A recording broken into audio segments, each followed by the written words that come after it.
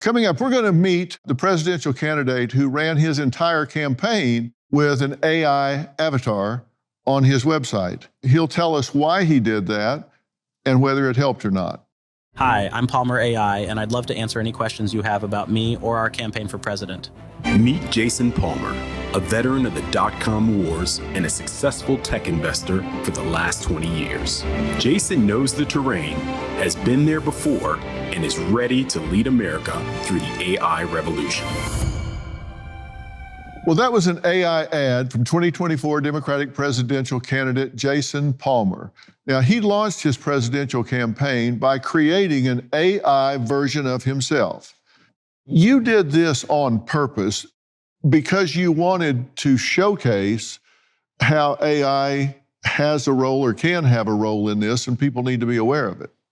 Absolutely. Although I should say the reason I got in the race in the first place is that back in October, November, I remember that Joe Biden had said he was going to be a transitional figure, and I kept waiting for Joe to say that he was going to withdraw.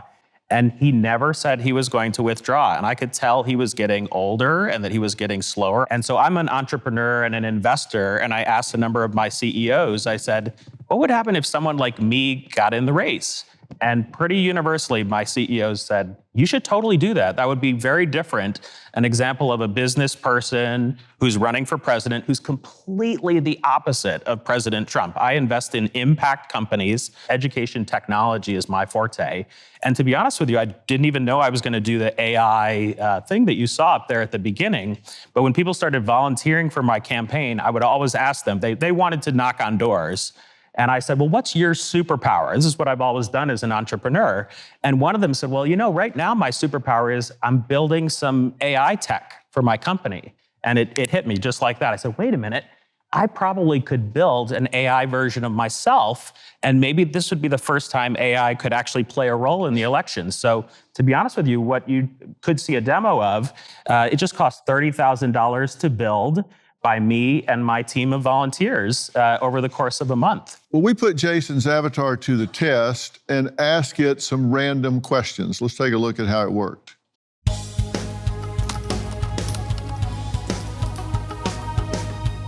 I support a guest worker program for migrants who do not qualify for asylum but have American citizens in their extended family who are willing to sponsor them.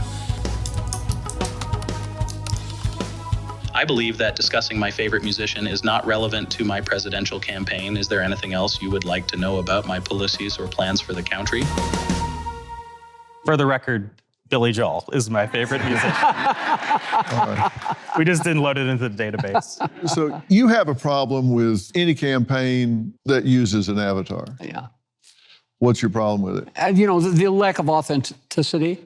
I mean, my approach in all the public service jobs I've had as a superintendent 4 times, Chicago, Philadelphia, New Orleans after Katrina, was always to communicate directly to people and to be authentic in communicating. I was really impressed, incidentally, with your ability to communicate using AI in Spanish and things like that. But that lack of authenticity, I think, undermines. There's just a certain dishonesty to it. And I always believe that the candidate should be authentic. You have even a bigger problem with it. You think it's bad news bears all the way. It's a creative way of communicating with people, of trying to get your values across. I think the actual product itself will give me nightmares for the next 2 to 3 nights, because that is a weird-looking avatar. But at the same time, here's the thing with things like that. They all seem innocuous at first, right? The point comes, though, where we're so overwhelmed with this sort of stuff that we stop being able to tell what's real and what's not. And that point is the point of greatest peril for democracy. Because when you can't tell what's true or not, and frankly, you give up bothering to tell what's true or not, the natural state then is apathy. And democracy's truest enemy is apathy. It's what the Soviet Union used, was making the information systems chaotic. So people gave up bothering to work out what was true or not, and they held on to the only stable thing in their environment, the tyrant, the leader. And I think that that's what we have to worry about, is taking away the realness, the tangibility, the feel of that decision-making that you make when you cast your vote every 4 years. I think that the problem is that what you're doing might seem cute, but over time, at scale, it actually destroys the relevance, the realness of our democratic choices and steals that from citizens. And that's not fair to them. I think it could do that. In fact, when we made this, we had a choice. The reason it looks a little bit weird is we could have done it with a photo or we could have done it with a video.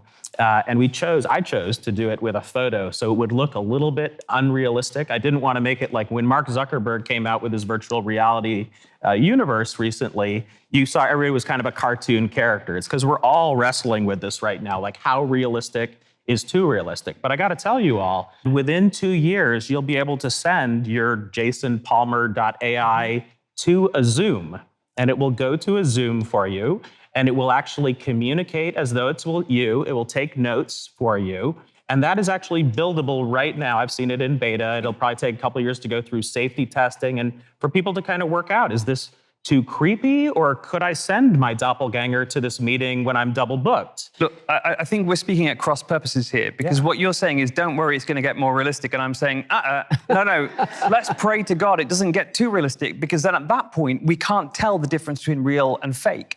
And you're right, I've seen the technology where it can look absolutely photorealistic.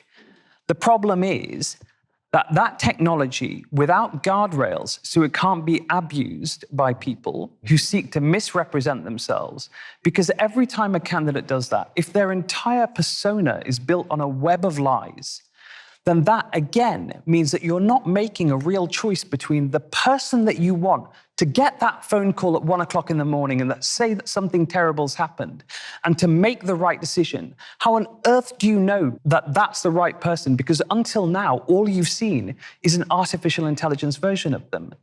It is because, and there is a comic aspect to it too. Look, you've got this point where you're talking about putting your AI guy on Zoom. What if all the voters are Zoomed to? What if I can't be bothered listening to you talk about nonsense from an AI avatar? So I think these to myself, are the kinds of things we're going to have to wrestle with. You know what? Yeah. I'm just going to ask him questions by AI as well. For crying out loud, we want to have a democracy in which people make real decisions about the people they want to represent them, not avatars, because they're not real. Look, technology is evolving at a rapidity that we cannot imagine, and it's only going to continue to evolve. The things that impacted the quality of our lives 40 years ago now kind of impacts the quality of our life every 5 or 6 months. Mm-hmm. I mean, the genie's out of the bottle. It's like a virus. I think the best thing we can do is to try to find a vaccine, and the vaccine is accountability. As effective as technology has been evolving to where you can have avatars and things like that, maybe our best attention should be focused on how we create a safeguard so that individuals who are watching these things can determine whether it's legitimate or not. Well, I've got two big concerns about this. One is, I don't want the government regulating this for damn sure.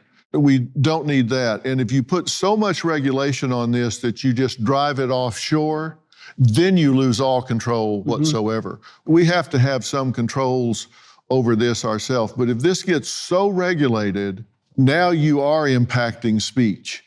And if that happens, the net result is you have zero control, because it goes offshore and then you don't have any ability to regulate it at all. We're going to have to find a middle ground on this. People have compared AI to nuclear technology, and I don't think it's a crazy comparison. Self-driving cars are pretty self-driving right now and have a better safety record compared to humans when you look at total number of miles driving. Yeah, not with me in them. Well, but it won't be very long before there will be accidents because there isn't enough regulation. Imran is right. We need more regulation, but it can't be overbearing and stop this in its infancy. Now, when the Nuclear Regulatory Commission came out, so it took about 8 years for those regulations to come to actually create those bodies back from 1945 to 1953. We need to figure this out faster. I think there are ways to create the conditions in which you can hold these companies accountable, and where they create harm, hold them responsible. And it starts with transparency. It starts with these companies being more transparent with the public about how their systems work. If, for example, every time they generate an AI image or an AI audio, they put a digital watermark so we can tell that this is faked. If, for example, they kept a library of all the stuff that they produced, that there was a way of checking whether or not an image or a video that was produced. There are ways of creating transparency so we can have more understanding of how their systems work. That allows for meaningful accountability, and then you've got to be able to hold them accountable through the courts.